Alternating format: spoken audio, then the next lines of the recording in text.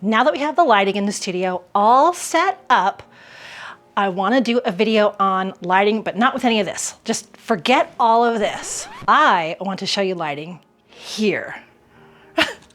We are in the laundry room. Yeah. A lot of us go places, people's homes, shelters, and we have very, very, very limited space and a dark space.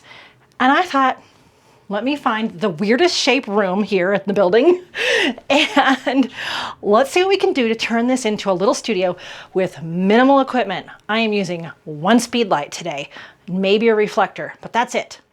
Let me show you what we're working with here. All right, here's the doorway. There's the back door. Here we have the washing machine, some shelving, the sink.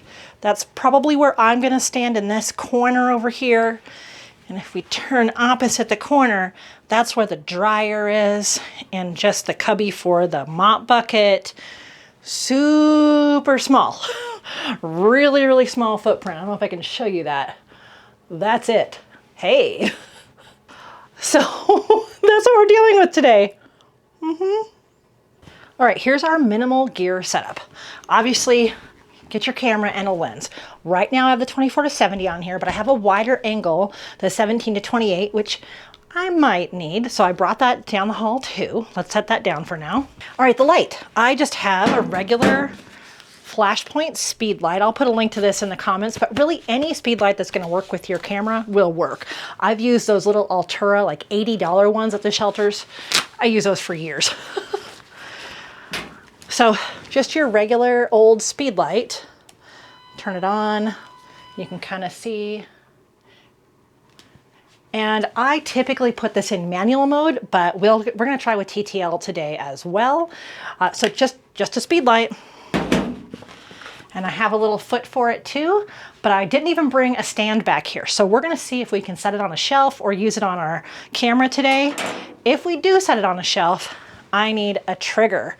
So this is the little Flashpoint trigger, and I can put a link to that in the comments too. Sorry, that's like too bright to see, but I'll put that in the comments or in the description. So we've got the trigger if we need it. I just tripped on a bench or a stepping stool. So I like this step stool because I can see I have a shelf way up here that I can clamp things to for the backdrop. So I just brought this little step stool. Usually places will have a step stool for you, but this folds up. So super, super handy.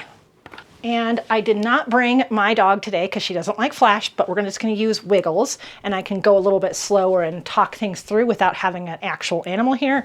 But Wiggles is about the size of a cat or a small dog. So keep that in mind. All right. Other things I always have in my bag are clamps and some gaff tape. Gaff tape just doesn't leave marks, so it's kinder to surfaces than duct tape. I also have this 5-in-1 reflector. I've had this for many, many, many years. Monique, what if I don't have $70 to buy a new fancy reflector? Guess what? Go to the craft store, get a $10 piece of foam core. Done. Get one with a white side and a black side, or put tinfoil on the other side to get the shiny silver. That's all you have to do. Crumple up some tinfoil, glue it or tape it to one side of your foam core, and you have one side white. That's all you have to do. But if you've got one of these, it's very small to take with you. And then the last thing I have in my bag is a piece of fleece fabric.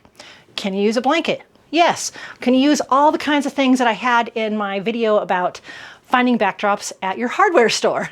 Yes. But this piece of fleece was on clearance years ago and I love it. This is white. I had gray for a really long time because all the animals will look good on gray, and white usually turns to gray unless you light it correctly anyway. So I just have this really big piece of fleece fabric. Ooh, that's it. That's the supplies that we have today. Now, we're gonna look around this room. I'm pretty sure what I'm gonna do is clamp this up there to come down over the dryer. We're going to use the dryer as the surface. So we're going to see how that's going to work out. Ideally, you would have a helper at these, but you know how it goes. You don't always have helpers. Let's put one side here. Often, if you're at a facility or a shelter, there will be cages you can clamp to, shelves, window sills, all kinds of places you can connect fabric. I think that needs to move over. We don't want it that droopy. I should have started in that corner. Okay. All right, good deal. So now we have this. Move that out of the way. We'll put it down here. And if this was a table, I would clamp onto here as well. If it was a table, I'll tilt you down now. But for now, what we're going to do is take some gaff tape. We're going to kind of tape it in place here. Because you know, once an actual animal's on here, they'll slide out over. So what I would do actually is put a little rug under here. Sometimes you have a bathroom mat. Let's see. Oh, actually, check that out. We have a yoga mat in here. We're going to use it. All right. I didn't see this before. This is quite a find. We're going to put a yoga mat under here. That will help stability a lot. So do that. Fantastic. Again, we're on top of a dryer. Oh, will this work? Do you think this will work? Here's hoping. I like to get this as wrinkle-free as possible, but it's kind of like the only time it's going to be like that because you'll put the animal on there. All right. Get a little more gaff tape going here. One here just for funsies. Okay, that doesn't look too bad, and you can see it's not moving around. This is a small surface, but that's okay. We have a small dog, which is, you know, like a small cat. Now, the problem is I'm gonna need to stand right where you are to shoot into this corner, right? So what I should have done is pulled this around. There's a tack right there on the wall, and I could have tacked it up, but that's not as sturdy. So we're just gonna work with this and maybe even put that wide angle lens on, because now I realize I'm gonna have to step all the way over between the wall and the washing machine to make this work. But what's great about that is if you do have a helper, bang, they can stand right here. So now that we have this all set up, what are we gonna do about the flash? Let's start with on camera.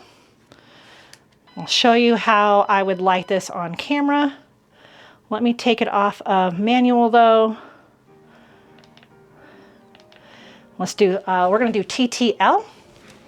And I have the Sony A1, and it likes to be at 1/200th of a second for the flash sync speed. So in this spot, I can actually have the ISO pretty low, but you know what? I'm just gonna test it. I'm gonna bring the aperture down to, let's say 5.6. You want to get the whole animal in focus, but what we're going to do is we're going to take this little card that's in here and pull it up, because this light's going to bounce off here and go down onto the subject. Let's just see how it works. Wiggles, stop moving. Okay, Wiggles is right there. Let's see what we think of this light. Hey, not too shabby. I'll show you what we got. This is just the very first straight out of camera image. Okay, let's turn off the flash and see what it would have been. It's gonna be dark. Okay, this is without the flash. It's black. Okay, it's pretty much black. So what we want is more like this. Okay, so I've got it on TTL, it's deciding there. Let's see, what can we do to make it a little bit brighter? We can up the ISO, and we can pull down the f-stop. Let's see what that does. Wiggles, stop moving. Oh, okay, that's such a nice soft light. Can you see him right there? Wiggles, you're looking so good. And the flash will stop his motion. Now, I really love to photograph with manuals flash. So let's see what we got here. We're gonna put this on manual. And so I'm gonna bring it down to one, let's see, quarter power might be a bit much, but let's try it, okay? All right, Wiggles, stay put. Oof. Yes, quarter power was way too much. And this is kind of what I would do. I would just experiment. The TTL actually did a pretty good job. So it's best if you can find the lowest setting on your flash because it'll last longer. The batteries will last longer the less you have to make it work. All right, so this is 1/16, which is really close to what TTL did. All right, so that's one way you can photograph in this small space. What if you want the flash off the camera? This ceiling is probably a 10-foot ceiling, and we were able to bounce this off the card. You could bounce it off the ceiling. For some reason, mine doesn't have a swivel head, which is disappointing. But if you have the kind with a swivel head, swivel it behind you. So you could bounce it off the wall behind you. This is all kind of white walls, so that's good. You could also, you know, swivel at different angles up. Never point it right at the dog or the cat. And here's why. Let's just do it. That looks awful. It's so blown out you can't even see it on the video camera. And it's not good for their eyes. It's just not flattering to have the flash pointed straight at them, okay? So use the little card that's built in. Here's a hack. If you don't have that, take a piece of cardstock and rubber band it or tape it onto here in the same position. I did that for years and years. And you can bend it however you want. Okay, next let's take the flash off. Yeah, I took the flash off the camera, put its little foot on, and we've got it set to group A, channel 2, and on slave. And so we've got A here, and I've set it to 8th power. You saw the flash? Okay, that was the test flash. So where should we put this? A lot of times if I'm at the shelter, I will put it somewhere that it can bounce off of a corner. So there's an old printer up here. I don't know what's up with that. So let's see what happens if we bounce it that way. It may not work. That's one of the few places I have to put it though. So Wiggles, what do you think? Okay, it's a little dim. Let's see. Little dim, if you can see him. But we can just up the power. So we got it at 1/8 now. Other way. Let's do 1/4 power. Okay, Wiggles, don't move. That's a lot better. Now you notice I haven't set any of the white balance or anything. We're not going over that today, but look at that nice even light on Wiggles. Can you see that? I don't know, I'm sorry. I'll put him on the screen. So that looks really good. And what's nice is there's not any shadows on him. Now, if we turned off this light, let's work in the dark because we have terrible fluorescent in here, right? Let's see what happens. Same thing, okay? So we have exactly the same picture if we turned off those lights, which, you know, you're not normally gonna do, but I've got hall lights right there that give me just enough light to light the subject, but he's way too dark in here. That wouldn't be great. But again, you can see where you can have a helper standing right here and your cat or a small dog can be up on here. Now, if I didn't have a washer here, I would still put this up on here and it would go all the way to the floor and I'd be working in the same space. But here's the thing, come on in. Woo! Here's the thing that I want to show you, hold on, is that this piece of fabric is a couple of yards long and would drape all the way to the floor. So we could get a really nice headshot in the same tiny, tiny space that we're in, right? Yeah, check this out. So that's the picture that we're getting of Wiggles here in this ridiculous tiny laundry room with the flash propped up on a box pointing towards the corner. of this laundry room slash storage room. So it is very possible to use a really small space and the gear you already have. You know what? We didn't even use the reflector. We didn't need to. Let's try something else though. Let's just pretend that we're gonna bounce it off that wall. Please hold. All right, for this experiment, maybe we don't want that super flat light. We're gonna take our reflector. Be careful when you open this around an animal. And we're going to stick it right here. Well, we're gonna try. Right here. And this is what I would do a lot. You get it nice and close to the subject. You could use a light stand, you can use a clamp on another shelf or the back of a chair if you're on the ground. So really close. And then let's take this and bounce it off that wall over there. Straight off of there. I'm assuming we're gonna get light on this side and just a little bit of fill on this side. I don't know. Let's try it. We're still at 1/4 power from the flash, the tiny little Speedlight. Wiggles, let's put you straight onto camera. Yeah, because that's gonna happen, right? All right, so this would be zoomed in so we don't have that. Yeah, so this just gives a little bit more variety and dimension. And I think that's a really nice look too. Some of it kind of comes down to where can you place this? If you don't have a stand, you just have shelves and chairs and tables. And maybe, you know, windowsill. Don't have any of those? Hold it like this. You have someone watching the animal and you can do this one-handed. Hold your flash until you find the spot you want. I've done this so many times. And you can hand hold the flash and put it where you want it.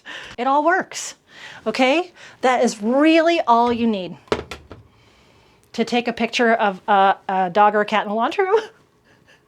I hope that cleared up some of the confusion with lighting. It can be really much, much simpler than we tend to think. It looks scary because there's all these buttons and knobs and dials, but you know what? Put it on TTL, experiment. And then when you get comfortable, add the next layer of learning manual. And then as you get comfortable, add in a reflector or move your light a different way. But if you want to get just nice, even portraits, all you have to do is that. And you can see there was no light in this room. There's nothing in here, okay? Watch what happens to the video camera. Ah, okay. My video camera is just automatically adjusting for this. So there you go. That's how you can light in a very small space with one Speedlight. You're welcome.